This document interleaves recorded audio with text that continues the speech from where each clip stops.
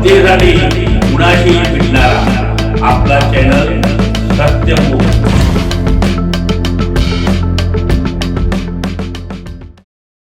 पुणे येथील दी Buddhist society of India भारतीय बौद्ध महासभा पुणे जिल्हा पश्चिम या धार्मिक संस्थेच्या वतीने 13, 14, 15 फेब्रुवारी 2026 रोजी छत्रपती संभाजीनगर धम्म सहलीचे आयोजन।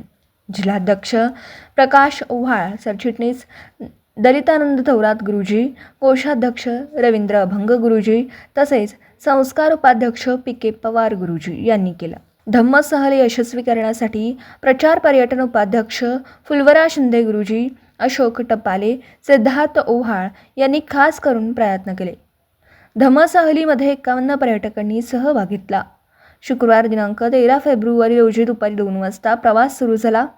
रात्री 12 वाजता छत्रपती संभाजीनगर येथे लॉजवर मुक्काम। 14 फेब्रुवारी रोजी जगप्रसिद्ध वेरूळ लेणी दर्शन, दौलताबाद किल्ला दर्शन, सायंकाळी लॉजवर मुक्काम। 15 फेब्रुवारी रोजी सकाळी 8 वाजता अजंठा लेणीकडे प्रवास सुरू। प्रवासामध्ये प्रकाश ओव्हाळ गुरुजी व दलितानंद थोरात गुरुजी यांचं प्रवचन झालं। सकाळी 11 वाजता अजंठा लेणी दर्शन सुरू। दुपारी 3च्या नंतर परतीचा प्रवास सुरू। परतीच्या प्रवासामध्ये अभंग गुरुजी व पी.के. पवार गुरुजी यांची धम्म प्रवचनं झाली। धम्म सहलीतील प्रमुख उपस्थिती अध्यक्ष नितीन साळवे, यशवंत गायकवाड वाघमारे गुरुजी, राकेश डोळस गुरुजी, दीपक नितनवरे गुरुजी, रवी शिंदे गुरुजी या सर्वांच्या सहकार्याने धम्म सहल यशस्वी करण्यात आली। मुंबई सत्यमुख प्रतिनिधी डॉक्टर खंडू रघुनाथ माळवे।